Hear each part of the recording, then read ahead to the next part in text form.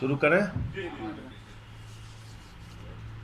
सभी पत्रकार बंधुओं को नमस्कार। होली पर अक्सर एक गाना चलता है कि होली के दिन दिल खिल जाते हैं, रंगों में रंग मिल जाते हैं और गिले शिकवे भूलकर दोस्तों दुश्मन भी गले मिल जाते हैं। यानी ये त्योहार दुश्मनों को भी गले लगाने का त्योहार है। लेकिन आज जब मैं आपसे बातचीत कर रहा हूं तो ये बताना चाहता हूं कि होली के त्योहार पर प्रधानमंत्री नरेंद्र मोदी जी और भारतीय जनता पार्टी की दुश्मनी इस कदर पहुंच गई है कि वो दिल्ली के मुख्यमंत्री अरविंद केजरीवाल जी के सबसे करीबी मित्र, यहां के शिक्षा के मॉडल को देने वाले, यहां के लाखों बच्चों का भविष्य बनाने वाले मनीष सिसोदिया को ऐसे खतरनाक खूंखार अपराधियों के बीच में जेल के अंदर रखा गया है कि हमें आशंका है उनकी हत्या भी कराई जा सकती है। देश के सबसे खतरनाक, सबसे खूंखार कैदी जिस जेल की सेल में रहते हैं उसी सेल में मनीष सिसोदिया जी को रखा गया है। मोदी जी मनीष सिसोदिया से इतनी दुश्मनी किस बात की है? क्यों इतनी नफरत आप निकाल रहे हैं? न्यायालय का जब आदेश है कि विपश्यना सेल में उनको रखा जाए तो आप उसका भी सम्मान करने के लिए तैयार नहीं? क्या पहली बार जेल जाने वाले किसी व्यक्ति को ऐसे खूंखार कैदियों के बीच में रखा जाता है? उनका अपराध क्या है कि उन्होंने दिल्ली के लाखों बच्चों को अच्छी शिक्षा दी? आज इसकी सजा दे रहे हैं आप उनको। और आम आदमी पार्टी से इतनी दुश्मनी, ये पूरा देश आज देख रहा है कि किस तरीके से प्रधानमंत्री नरेंद्र मोदी जी दिल्ली के मॉडल को ध्वस्त करने के लिए, शिक्षा और स्वास्थ्य के मॉडल को ध्वस्त करने के लिए हर तरह का हथकंडा अपना रहे हैं। पहले हमारे स्वास्थ्य मंत्री को जेल में डाला, फिर शिक्षा मंत्री को जेल में डाला। आरोप जो लगाए शराब घोटाले का, उसका न सिर है न पांव है। 14-14 घंटे सीबीआई छापेमारी करती है मनीष सिसोदिया के घर, कुछ नहीं मिलता। गांव में छापेमारी करती है, कुछ नहीं मिलता। दफ्तर में छापेमारी करती है, कुछ नहीं मिलता। बैंक का लॉकर चेक करती है, कुछ नहीं मिलता। पहली चार्जशीट दाखिल करती है, गवाहों के बयान लेकर दाखिल करती है, मनीष सिसोदिया का नाम नहीं डालती। दूसरी चार्जशीट दाखिल करती है, सारे लोगों का बयान दर्ज करके चार्जशीट दाखिल करती है, मनीष सिसोदिया का नाम नहीं रहता। अचानक मनीष सिसोदिया मुख्य साजिश करता हो जाते हैं, उनको आप गिरफ्तार करके जेल में डाल देते हैं। एक तरफ मनीष सिसोदिया हैं जिनके घर पर कुछ भी बरामद नहीं हुआ और उनको आप खूंखार कैदियों के बीच में रखे हुए हैं, उनकी हत्या कराने की साजिश करा रहे हैं। और दूसरी तरफ अभी कर्नाटक के अंदर, ज्यादा दिन का उदाहरण नहीं, और मैं तो मीडिया के मित्रों से भी कहना चाहता हूं कि आप लोग भी सवाल पूछिए। 8 करोड़ रुपए की कैश भारतीय जनता पार्टी के कर्नाटक के एमएलए के लड़के के घर में पाई गई। 8 करोड़ रुपए का कैश, मोटी मोटी गड्डियां लोगों ने देखी टीवी चैनल्स पे। ना वहां ईडी पहुंचती है, ना वहां सीबीआई पहुंचती है, उसको बेल मिल जाती है, जमानत हो गई उसकी। तो क्या आप लोगों का और क्या इस देश के लोगों का मन, उनका ध्यान, उनका दिमाग इस घटना की ओर नहीं जा रहा है कि जहां बीजेपी एमएलए की बात हो, जहां 8-8 करोड़ का कैश मिले, वहां तुरंत जमानत मिल गई, न ईडी गई न सीबीआई गई, और मनीष सिसोदिया को आपने पकड़ के न्यायालय के आदेश के बावजूद ऐसे सेल में डाल दिया जहां पर उनकी हत्या भी हो सकती है, उनके साथ कोई भी घटना हो सकती है। देश के सबसे खूंखार अपराधियों के बीच में आपने उनको रख दिया, जिन्होंने कई हत्या और कई तरह की घटनाएं कर चुके हैं जो।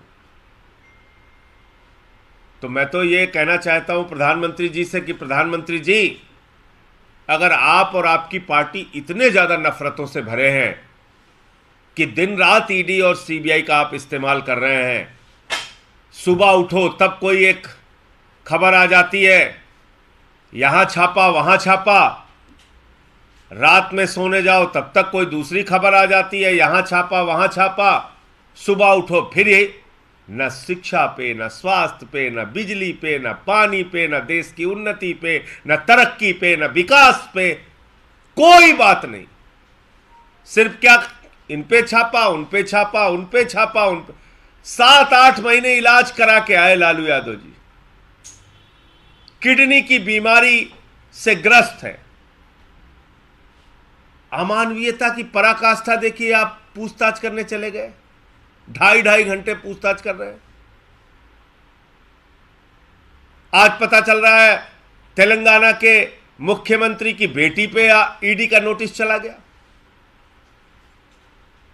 तो मैं तो कह रहा हूं प्रधानमंत्री जी, एक नियम बनाइए कि मुर्दों से भी पूछताछ करने की इजाजत होगी ईडी और सीबीआई को। खोद खोद के कबर खोदने में लगाइए इन एजेंसियों को, कबर खोदिए, मुर्दों को निकालिए, मुर्दों को डंडा मार मार के पूछताछ कीजिए। जब इतनी नफरत आप लोगों के मन में भरी है तो मुर्दों से भी पूछताछ करने की छूट दीजिए ईडी सीबीआई को। कब्रिस्तान खोदें, शमशान में जाके जो हड्डियां पड़ी हो उससे पूछताछ करें। जब कोई काम ही नहीं है आपके पास, 2% शिक्षा का बजट रखा है आपने देश का, स्वास्थ्य का बजट 2% रखा है, पिछली साल की तुलना में शिक्षा और स्वास्थ्य का बजट आपने कम कर दिया, क्योंकि आपको सारा ध्यान तो आपका लगता है विपक्ष के लोगों का गर्दन दबाने में। आपका तो दिमाग ही नहीं है शिक्षा, स्वास्थ्य पे, बिजली पानी पे, किसानी पे, तरक्की पे, उन्नति पे।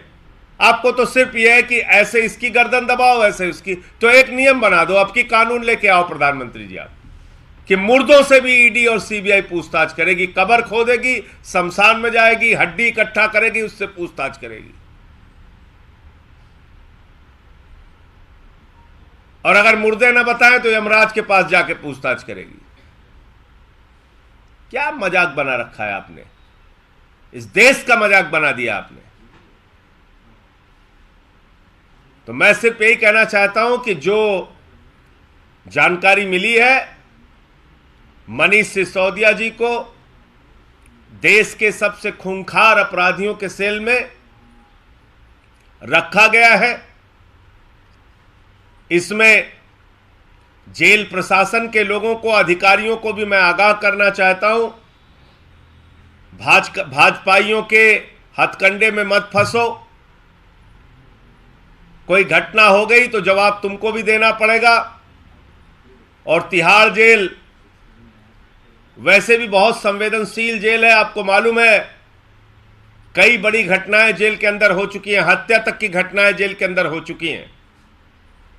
और इसलिए हम सबकी चिंता है कि मनीष सिसोदिया को न्यायालय के आदेश के बावजूद विपस्सना सेल में नहीं रख के सेल नंबर 1 में अपराधियों के, खूंखार अपराधियों के बीच में रख के प्रधानमंत्री और भारतीय जनता पार्टी के लोग मनीष सिसोदिया की हत्या की साजिश रच रहे हैं और उनकी हत्या कराना चाहते हैं। इस नियत से यह कार्रवाई की गई है। मुझे इतनी बात कहनी थी। आप लोगों के कोई प्रश्न हो तो आप पूछ सकते हैं।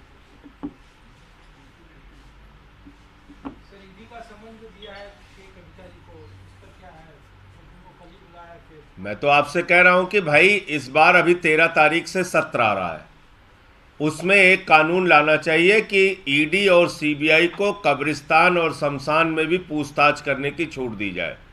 मुर्दा खोदो और मुर्दे से पूछताछ करो।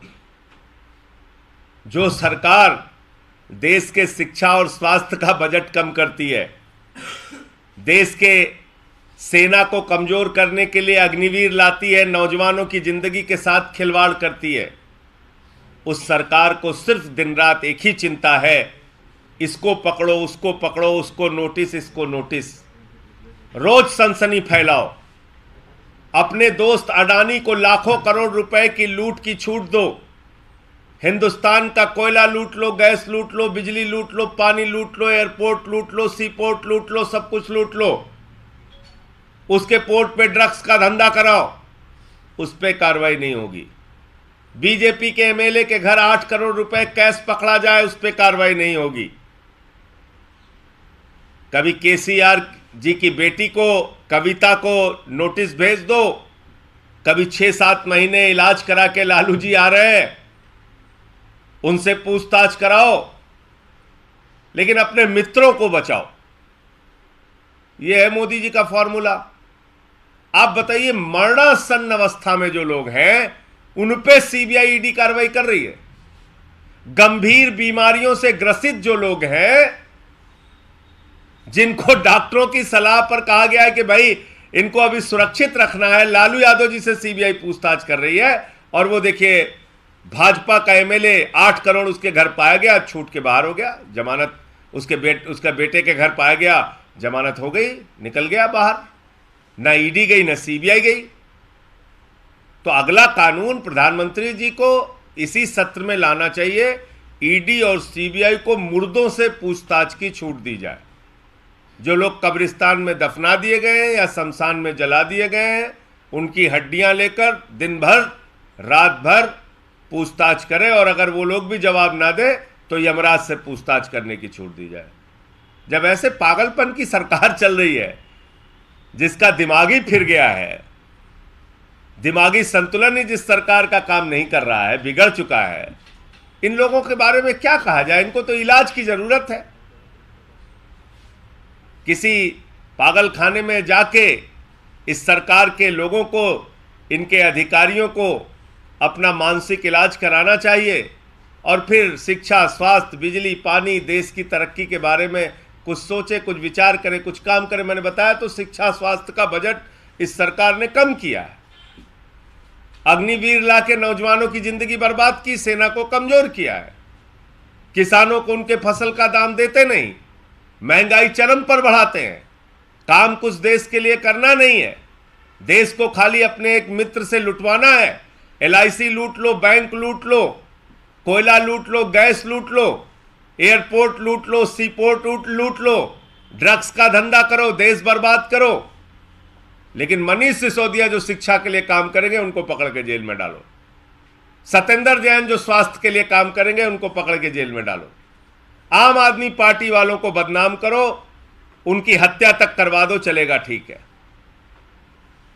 तो मैं बड़ी गंभीरता के साथ प्रधानमंत्री जी को सलाह दे रहा हूं, अगले सत्र में कानून लाइए, ईडी सीबीआई को दिन रात इनकी संख्या भी बढ़ाइए, बजट भी बढ़ाइए, एक एक कब्रिस्तान में मुर्दों से पूछताछ की छूट दी जाए। इनको मुर्दा निकाल निकाल के, कब्र खोद खोद के पूछो। भारत राष्ट्र समिति का विरोध प्रदर्शन कर रही है, तो क्या आम आदमी पार्टी को समर्थन है? और दूसरा कि जब आप बार-बार स्टालिन ने चिट्ठी लिखी प्रधानमंत्री को आपके समर्थन में, तो बार-बार ये पूछा जा रहा है कि जब विपक्ष को भी टारगेट किया जा रहा है, तो 2024 के लिए विपक्ष एक क्यों नहीं हो रहा है? समय आने दीजिए, इन सवालों का जवाब देंगे उस वक्त। समय आने दीजिए। अभी तो जो मौजूदा समय में जांच एजेंसियों के दुरुपयोग का मामला है, वो खुली तस्वीर की तरह है। एक तरफ बीजेपी का एमएलए है, उसका बेटा है, जिसके घर पे 8 करोड़ रुपए की कैश बरामद होती है, मोटी मोटी गड्डियां टीवी चैनल पे चलती हैं, दिखाई जाती हैं। उसके घर ना ईडी जाती है, ना सीबीआई जाती है, ना उसको कोई गिरफ्तार करता है, उसको बेल मिल जाती है, जमानत मिल जाती है। दूसरी तरफ मनीष सिसोदिया है, जिनके घर पे कुछ भी बरामद नहीं होता, गांव में कुछ नहीं बरामद होता, दफ्तर में कुछ नहीं बरामद होता, बैंक के लॉकर में कुछ नहीं बरामद होता। उनको आप जबरदस्ती जेल में रखे हुए हैं, जिनका नाम पहली चार्जशीट में नहीं, दूसरी चार्जशीट में नहीं, विपस्सना सेल में उनको रखने के लिए कोर्ट ने कहा, बावजूद इसके आपने उनको खूंखार अपराधियों के बीच में उनकी हत्या कराने की नीयत से रखा।